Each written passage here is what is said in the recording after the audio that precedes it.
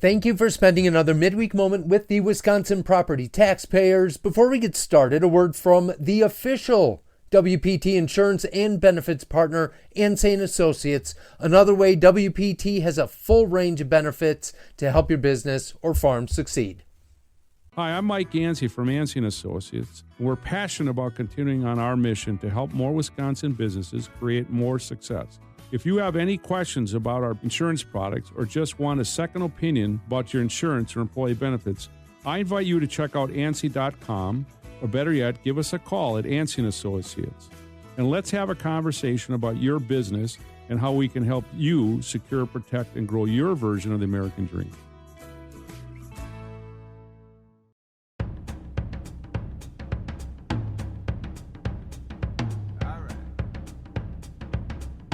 Hello, I'm Paul Rozeski, and today is Wednesday, the 5th of February, 2025, and we were finally in a sustained stretch of cold winter like we would expect in February in Wisconsin.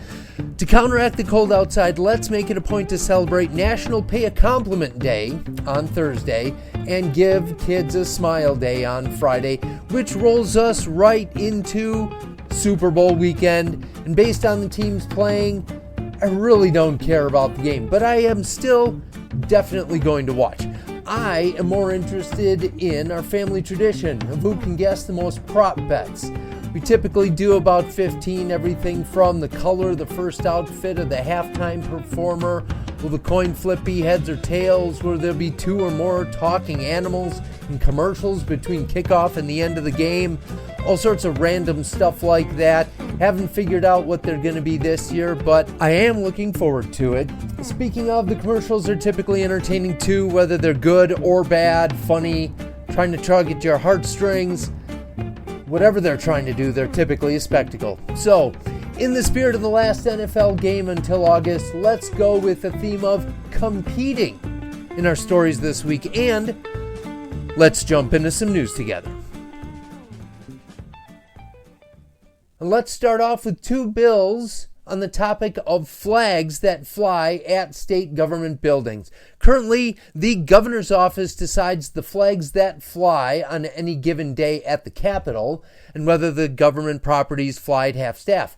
Bill number 1 in our bill competition showdown prohibits any flag other than the U.S. flag, the state flag, the official prisoners of war missing in action flag that's recognized by Congress, and the official flags of each of the branches of the U.S. Armed Forces from being flown, hung, or displayed from any flagpole, building, or structure or facility from the Capitol and all state agencies down to any local government building.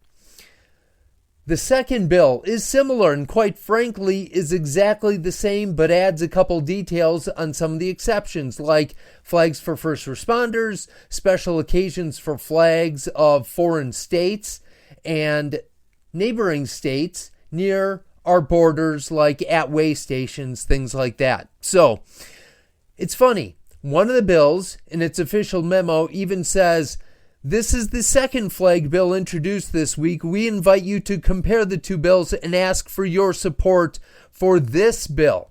It's competing bills. Both are offered by Republicans on the same topic. It isn't unheard of, but it's also not typical. And truthfully, I don't see either one getting signed by the governor, since it's basically designed to take some of his discretion and power away. I don't know the backstory, but it seems like an odd power struggle that the Republicans couldn't come together on this and figure out one bill to propose. In other news, we have competing bills number 2, and this time we have the Republicans and Democrats each taking a swing at immigration policy.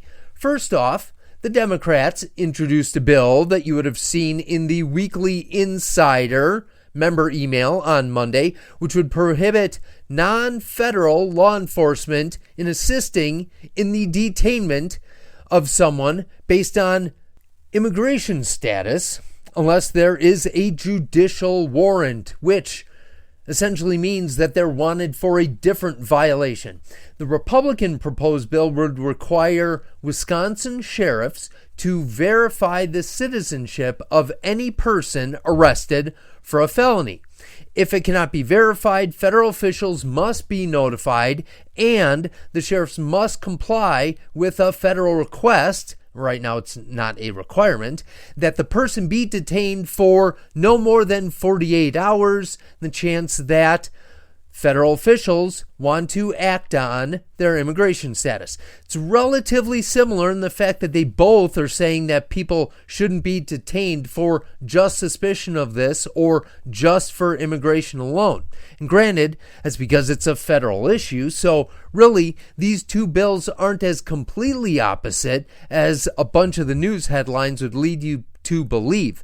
Well, this is where it gets interesting, because the Republican bill also says that all sheriffs would be required to annually report and certify that they are following this process, or their state funding will be cut by 15%. Just like our first set of competing bills, I don't see either one of these going anywhere. The Democrat proposed bill, as I heard one person say, it's dead on arrival, and that was somebody in the news media. The bill will probably not get heard in committee, let alone passed by the Republican-controlled Assembly or Senate, and I don't see the governor ever signing the Republican-authored bill. In other news, we have some competing rhetoric when it comes to education. Surprise, surprise. Well, in the wake of the latest national testing results that came out, and Wisconsin's results really were not impressive, we have a debate on what it's going to take to fix it. On one side, and I quote, "There is no cheap way out of this," i.e., the schools need more money. Well, it goes deeper than just that, and here's a good example of why government makes it harder than easier to accomplish things.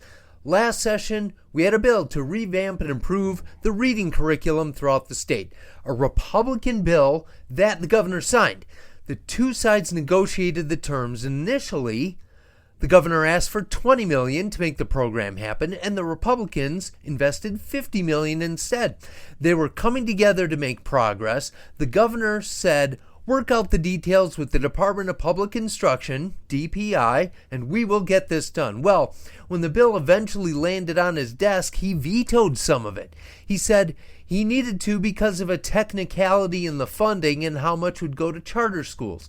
Now, when I talked to the author of the bill, he didn't dispute the technicality, but felt like the governor didn't completely negotiate in good faith, because the veto took the funds, and instead of it being earmarked specifically to the reading program, it would simply go to DPI for them to use however they saw fit. They'd probably use it for the reading program, but it wasn't guaranteed. Well, it didn't sit well with the Joint Finance Committee, and that's the group that authorizes the release of the funds. So both sides are now frustrated with the other side, and that's part of the context to let you know why there has been a growing sense of distrust, even more than partisan rhetoric. The Democrats haven't had a majority in either Wisconsin House in forever and are frustrated. The Republicans live in fear of the governor's veto power that allows him to strike out individual letters and numbers, let alone entire provisions in a bill. They feel like they can't trust what will happen, even if they feel like they have a deal, and are less willing to take bills to his desk, let alone an entire budget. When Governor Evers took a spending provision and was able to use his veto pen to increase the dollar amount and extend the spending increase to happen over 100 years instead of just a few, laws can change pretty drastically. Another dimension of this is that the Supreme Court has upheld quite a few powers for the governor in recent decisions, and the leeway that he has with his veto pen is one that they're currently deciding on. And we don't know when they will release a judgment on that, but I do believe the Republicans are hoping it happens sooner than later, because most people I talk to don't know how either side is going to be able to navigate past the distrust and make something as complicated as the budget be able to come together. And finally, With all this talk around taxes, state budgets, and federal spending, I say let's tie it all together with a quote from Charles Darwin, who said, "It's a long history of humankind that those who learned to collaborate and improvise most effectively have prevailed." Have a great second half of your weekend. As always, thanks for listening. The Wisconsin Property Taxpayers Inc. is a nonpartisan membership organization consisting of thousands of small business, farm, and homeowner members in every Packers-loving corner of the state. Founded in 1985, the organization is committed to providing its members with up-to-date information, legislative advocacy, and exclusive cost-saving benefits.